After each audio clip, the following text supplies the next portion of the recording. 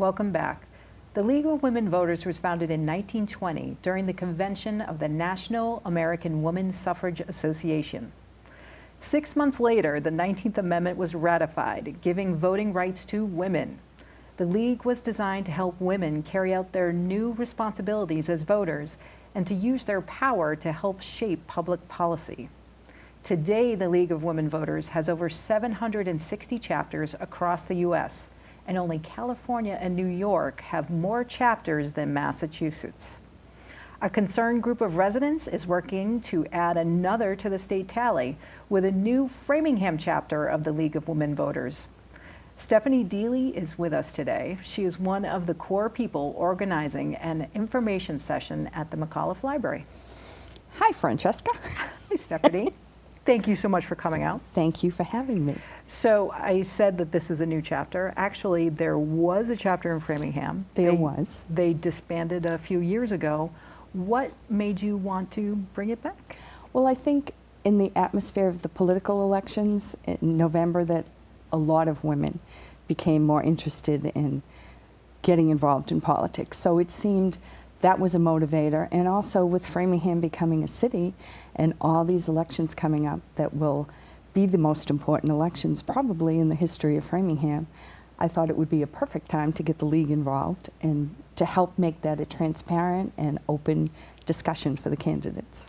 How did this group get formed? I initially contacted the League in November of last year, probably the day after the elections, and said I was interested in reestablishing. Bonnie Glass, who is also working with me to get this League up and running, is a former president of the Sudbury League of Women Voters, recently moved to Massachusetts, so she was also interested in getting this up and running. And then Jim Pillsbury, who happens to be my partner, is also a big fan of the League, and so the three of us thought we could be the core group to get this up and going again. And can you describe the core of what the League of Women Voters does? Sure. I'm going to actually read the mission statement so Okay. that I get it correct. So the League of Women Voters is a nonpartisan political organization encouraging the informed and active participation of citizens in government. It works to increase understanding of major public policy issues and influences public policy through education and advocacy.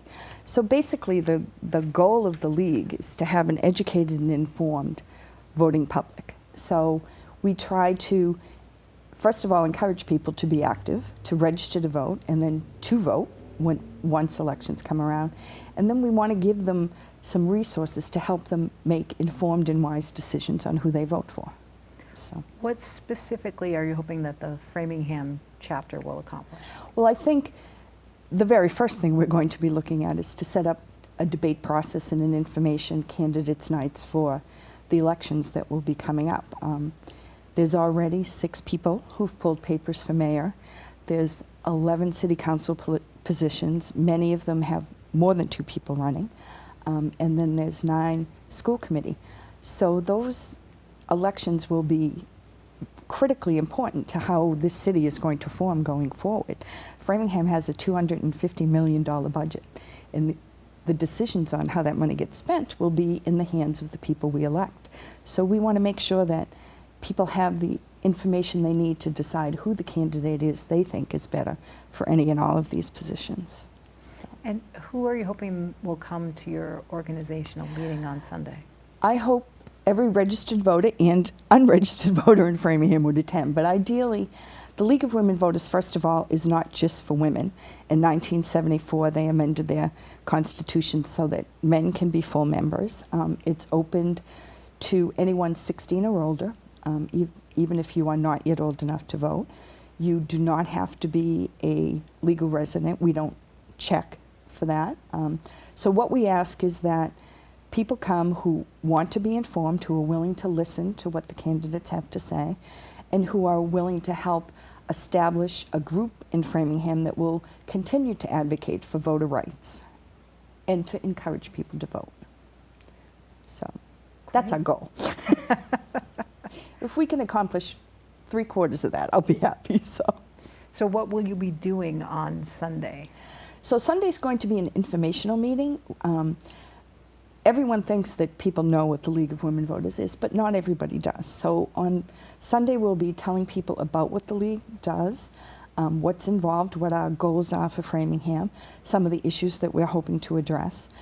We'll follow that up within 2 weeks with an organizational meeting, which will be open only to members of the League to elect officers and to decide what our focus will be for the next year.